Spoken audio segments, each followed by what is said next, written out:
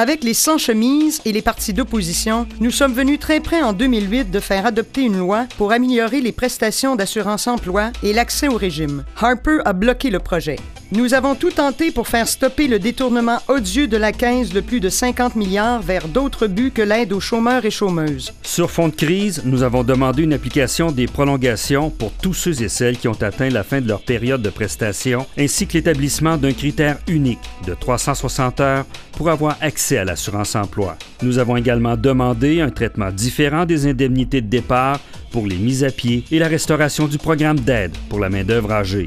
Au début de septembre dernier, le gouvernement Harper décidait de sabrer dans les prestations supplémentaires régulières de 5 semaines et dans celles de 20 semaines pour les travailleurs avec plus d'ancienneté, en plus d'augmenter les cotisations et de réduire les délais d'admissibilité aux prestations. Nous avons également durement réagi à ces décisions. La réalité, même après les pertes d'emplois massives à l'occasion de la crise, dans tous les secteurs, mais surtout dans la forêt et le manufacturier, c'est que de moins en moins de chômeurs réels ont accès aux prestations, même s'ils ont cotisé, le plus souvent, toute leur vie.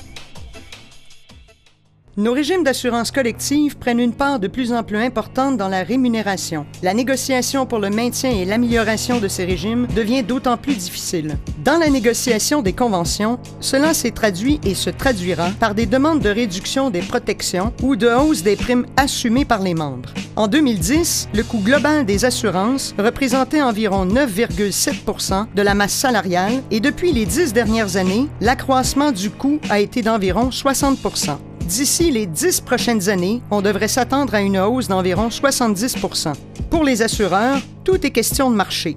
Plus l'État va privatiser de soins et de services en santé, plus va se dessiner pour ces commerçants une masse critique de clients et des opportunités d'affaires.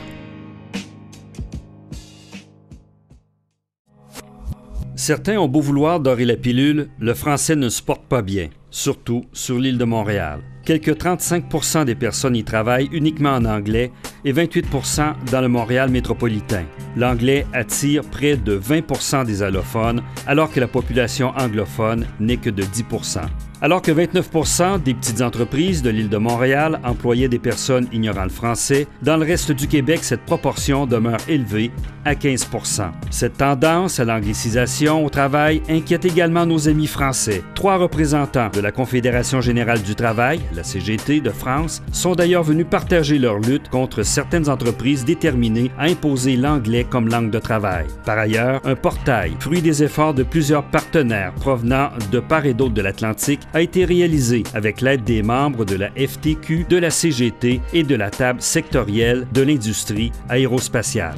À travers le Québec, une tournée jusqu'au printemps 2011 permettra de faire le bilan de l'état d'avancement du français dans les entreprises du Québec. La bataille contre la loi 115, qui permet à des élèves francophones et allophones d'intégrer le réseau anglophone régulier subventionné après un séjour de 3 ans dans une école privée non subventionnée de langue anglaise, appelée aussi École passerelle, doit demeurer dans nos priorités pour la défense du français. Nos régimes de retraite ont souffert de la dernière crise et plusieurs employeurs en profitent pour tenter d'instaurer partout des régimes à cotisation déterminée. Que ce soit Abitibi-Bowater, GM, Smurfit-Stone, Flextronic, Air Canada, les menaces de fermeture ou de faillite ont sérieusement mis en danger les régimes des salariés qui ont dû se battre serré pour éviter leur disparition pure et simple. Il faut améliorer, élargir et sécuriser les régimes publics. Nous voulons que le gouvernement organise une large consultation sur l'avenir de nos régimes de retraite. Mis sur pied en juin 2008, le régime de retraite à financement salarial de la FTQ a maintenant le vent dans les voiles avec plus de 1200 participants. Le regroupement des syndicalistes à la retraite du Montréal métropolitain a lancé pour sa part le projet d'une fédération des syndicalistes à la retraite du Québec. Il faut faire plus. Vous êtes tous invités à participer activement à la vaste campagne d'information et de sensibilisation pour sécuriser et accroître les rentes de retraite. Nous voulons par cette campagne doubler la rente du régime de retraite du Québec et augmenter sa couverture à un niveau de salaire supérieur, augmenter le supplément de revenus garanti de 15 % et assurer un meilleur financement des caisses de retraite et leur protection en cas de faillite des employeurs au moyen d'une assurance sur les rentes.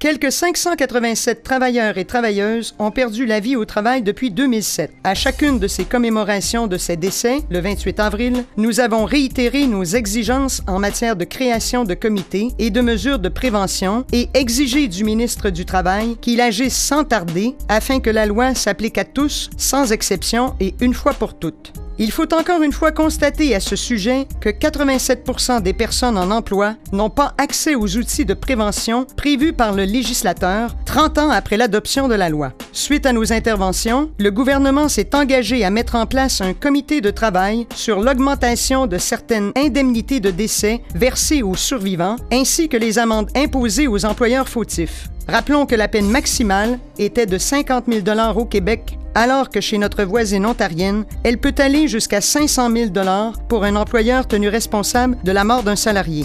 L'entreprise Transpavé a été reconnue coupable de négligence criminelle ayant causé la mort d'un jeune travailleur de 23 ans, Steve Lécuyer, écrasé par une pince à pavé dont le mécanisme de sécurité a été désactivé par l'employeur. L'amende de 110 000 $ imposée à Transpavé est toutefois parue nettement insuffisante pour la FTQ, qui réclamait une sentence exemplaire. Plusieurs activités ont également mobilisé les énergies des représentants et représentantes de la FTQ en matière de santé-sécurité. Entre autres, les rencontres des préventionnistes, des plaideurs, la délégation de la FTQ à l'Organisation internationale du travail à Genève et l'élaboration par le Comité de la santé et de la sécurité du travail de la FTQ d'un mode de financement qui soit un réel incitatif à la mise en place d'activités de prévention par les employeurs.